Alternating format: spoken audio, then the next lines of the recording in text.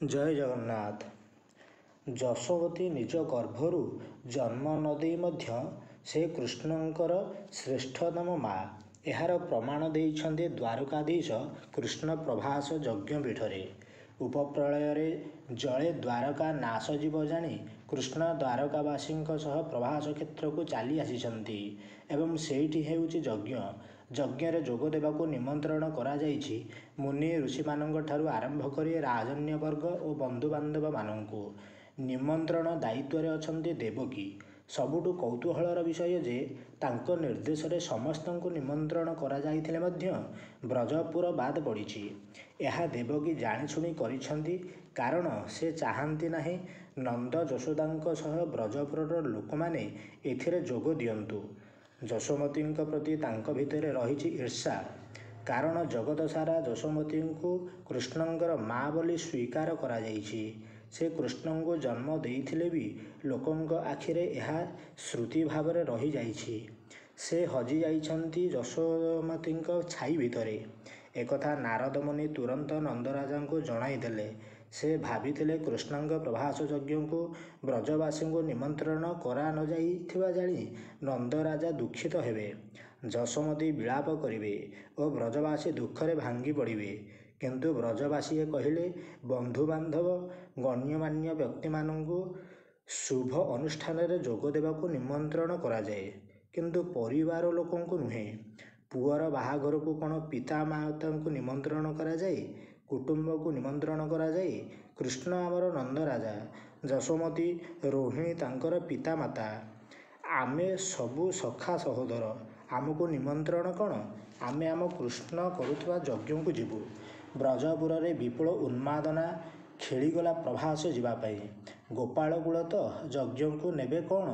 କୃଷ୍ଣ ଖାଇବାକୁ ଭଲ ପାଉଥିବା କ୍ଷୀର, ଖଣ୍ଡ ଲବଣୀ, ଅଧାମ ଆଦି ଧରି ନନ୍ଦ ଯଶୋମତୀଙ୍କ ସହ ବ୍ରଜବାସୀ ପ୍ରଭାସ ଯାତ୍ରା କଲେ। ଅନେକ ଦିନ ହେଲାଣି ନିଜ ନୟନ ପିତୁଳାକୁ ଯଶୋଦା ଦେଖି ନାହାନ୍ତି।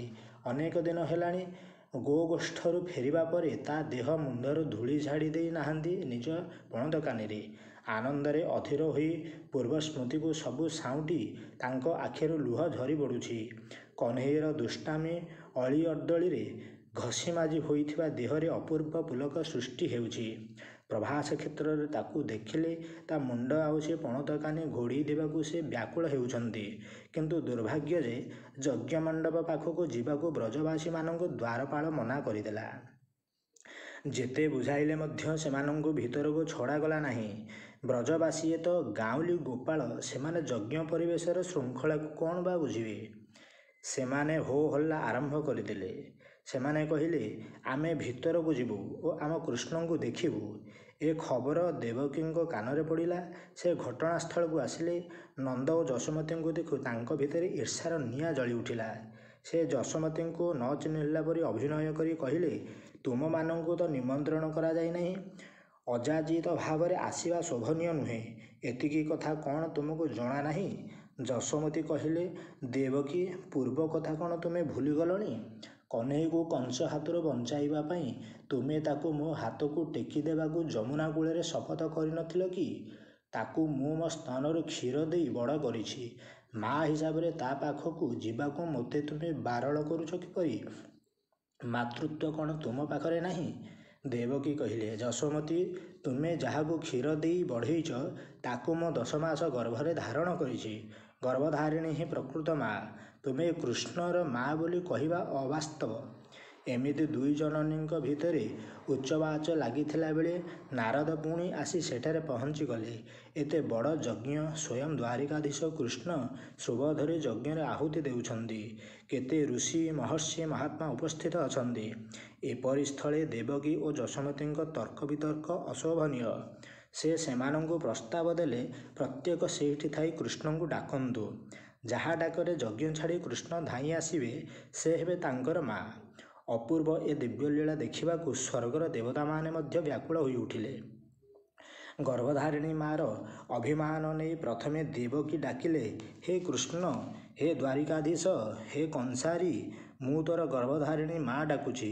ଆରେ ବାବା, ମୋ ପାଖକୁ ଆ। କିନ୍ତୁ ଦେବକୀଙ୍କର ଏ ଅଭିମାନର ସ୍ୱର କୃଷ୍ଣଙ୍କ କାନକୁ ଶୁଣାଗଲା ନାହିଁ। ଯଜ୍ଞବେଦୀରେ ଋଷିମାନଙ୍କର ବେଦମନ୍ତ୍ର ଉଚ୍ଚାରଣ ବେଳେ କୃଷ୍ଣ କର୍ତ୍ତା ହୋଇ ଆହୁତି ଦେଇ ଚାଲିଥିଲେ। ଦେବକୀ ଡାକି ଡାକି ଥକି ପଡ଼ିଲେ। କୃଷ୍ଣଙ୍କର ଯେତେ ନାମ ଥିଲା ସବୁ ନାମ ଧରି ଡାକିଲେ। କଂସର ବନ୍ଦୀଶାଳାରେ ତାଙ୍କୁ ଜନ୍ମ ଦେବାର ଗର୍ଭକଷ୍ଟକୁ ସେ ମଧ୍ୟ ମନେ ପକାଇଦେଲେ। ହେଲେ ସବୁ ବୃଥା ହେଲା। କୃଷ୍ଣ ଶୃବରେ ଅଗ୍ନିକୁ ଘୃତାହୁତି ଦେବାରେ ମଗ୍ନ ଥିଲେ। ସପ୍ତଜିହ୍ୱାବିଷ୍ଟ ଅଗ୍ନି ଅଧିକରୁ ଅଧିକ ଲେଲିହାନ ରୂପ ଧରି ଉପରକୁ ଉଠିଥିଲା। ଋଷିମାନଙ୍କର ବେଦମନ୍ତ୍ର ଧ୍ୱନି ପ୍ରକମ୍ପିତ କରୁଥିଲା ଯଜ୍ଞବେଦୀକୁ। ଦେବକୀ ନୀରବ ରହିଲେ। ଏଥରକ ଯଶୋମତୀଙ୍କ ପାଳି। ନାରଦ କହିଲେ, ଦେବୀ ଯଶୋମତୀ, ତୁମେ ବର୍ତ୍ତମାନ କୃଷ୍ଣଙ୍କୁ ପାଖକୁ ଡାକି ମା ହେବାର ପ୍ରମାଣ ଦିଅ। ଯଶୋମତୀ ସେଇଠୁ ଡାକ ଦେଲେ, କହ୍ନେଇ, ରେ କହ୍ନେଇ, କୁଆଡ଼େ ଅଛୁ? ରେ ମୋର ଅନ୍ଧର ଲଉଡ଼ି ନୟନ ପିତୁଳା, ଆରେ ବାବୁ ମୋ ପାଖକୁ ଆ। ତୋତେ କୋଳରେ ଧରି ସ୍ତନ୍ୟପାନ ପାଇଁ ମୋ ସ୍ତନରୁ କ୍ଷୀର ଝରୁଛି। ଆରେ ମୋ ଗଳାମାଳିଆ ଧନ। ରହିଗଲା କୃଷ୍ଣଙ୍କର ଆହୁତି ଦେଉଥିବା ହାତ। ଏ ଡାକରେ କେତେ ବାତ୍ସଲ୍ୟ ମମତା ଭରି ରହିଛି। ବ୍ରଜପୁରରୁ ଆସିବା ପରେ ଏ ଡାକ ପ୍ରଥମ ଥର ପାଇଁ କାନରେ ବାଜିଗଲା ତାଙ୍କର। ସେ ଶୃବକୁ ହାତରୁ ଫୋପାଡ଼ି ଦେଇ ଧାଇଁ ଆସିଲେ ଯଶୋମତୀ ମାଙ୍କ ପାଖକୁ। ଦୂରରୁ ଦେଖି ମା ଯଶୋମତୀ ଲୁଗାପଟା ପରିଧାନ ପ୍ରତି ନଜର ନ ଦେଇ ଦୁଇ ହାତକୁ ବଢ଼ାଇ ଦେଲେ। ଦ୍ୱାରିକାଧୀଶ କୃଷ୍ଣ ନିମିଷକରେ ଶିଶୁ କୃଷ୍ଣ ପାଲଟିଗଲେ ଓ ଯଶୋଦାଙ୍କ କୋଳରେ ଲୋଟିପଡ଼ି ସ୍ତନ୍ୟପାନ କରିବା ଆରମ୍ଭ କରିଦେଲେ। ଗାଈଟି ଯେପରି ବାଛୁରୀ ପହ୍ନାରୁ କ୍ଷୀର ପିଇବା ବେଳେ ତାକୁ ସ୍ନେହରେ ଚାଟି ପକାଏ, ଠିକ୍ ସେହିପରି ଯଶୋମତୀ ମା ଧୂଳିଆ କୃଷ୍ଣଙ୍କୁ କୋଳରେ ଜାବୁଡ଼ି ଧରି ତା ଦେହର ଧୂଳି ଝାଡ଼ି ଦେଉଥିଲେ ନିଜ କାନିରେ। ଦେବକୀଙ୍କ ଆଖି ତଳକୁ ହୋଇ ଯାଇଥିଲା। ହାରିଯିବାର ଗ୍ଳାନିରେ ସମସ୍ତେ ନିସ୍ତବ୍ଧ ହୋଇ ଯାଇଥିଲେ। ସ୍ୱର୍ଗରୁ ଦେବତାମାନେ ପୁଷ୍ପବୃଷ୍ଟି କରିଥିଲେ। ନାରଦ ବୀଣା ବଜାଇ ନାରାୟଣ ନାରାୟଣ ଗାଉଥିଲେ। ଆଉ ଗୋପାଳ ବାଳକମାନେ ଯଶୋମତୀ ଓ କାହ୍ନାର ଚାରିପଟରେ ଆନନ୍ଦରେ ନାଚିବାକୁ ଲାଗିଥିଲେ। ସେମାନେ ବା କ'ଣ ବୁଝନ୍ତି ଏସବୁରୁ? ସେମାନଙ୍କର ତ କହ୍ନେଇ ଲୋଡ଼ା।